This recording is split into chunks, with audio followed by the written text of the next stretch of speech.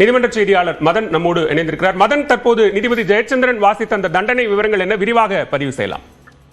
கண்டிப்பாக. அதாவது இன்று காலை இந்த வழக்கானது இரண்டாவது வழக்காக இன்று பட்டியலிடப்பட்டிருந்தது. இன்று காலை 10:15 மணிக்கெல்லாம் இன்று காலை பொன்முடி மற்றும் அவருடைய மனைவி இருவருமே நீதிமன்றத்திற்கு வந்துவிட்டார்கள். அதே போல இந்த வழக்கானது சுமார் 10:37 மணி போல விசாரணைக்கு எடுத்துக் கொள்ளப்பட்டது.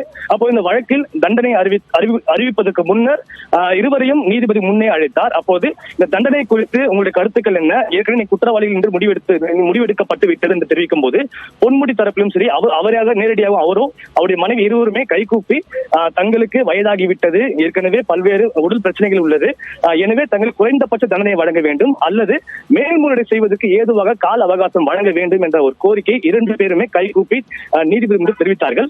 இதன் பிறகு தண்டனை வாசிக்க நீதிபதி தொடங்கினார். அப்போது ஏற்கனவே இரண்டு பேரும் மீதான அந்த குற்றச்சாட்டுகள் உறுதியாகிவிட்டது. எனவே இரண்டு பேருக்குமே 3 ஆண்டுகள் சிறை தண்டனை விதிப்பதாக அவர் தெரிவித்தார்.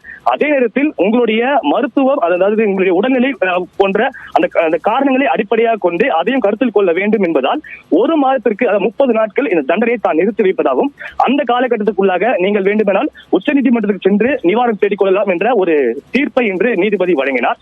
அதன் பிறகு கூட பொன்முடி அவருடைய மனைவி தரப்பிலிருந்து தங்களுடைய உடல் நலத்தை கருத்தில் கொண்டு தண்டனை காலத்தை குறைக்க வேண்டும் என்ற கோரிக்கை வைக்கப்பட்டது.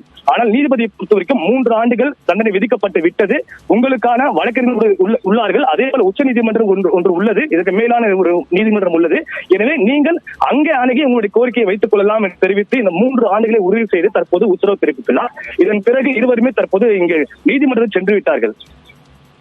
நன்றி மதன், விரிவான விவரங்களை வழங்கியமைக்கு திரு சிவபிரியன்.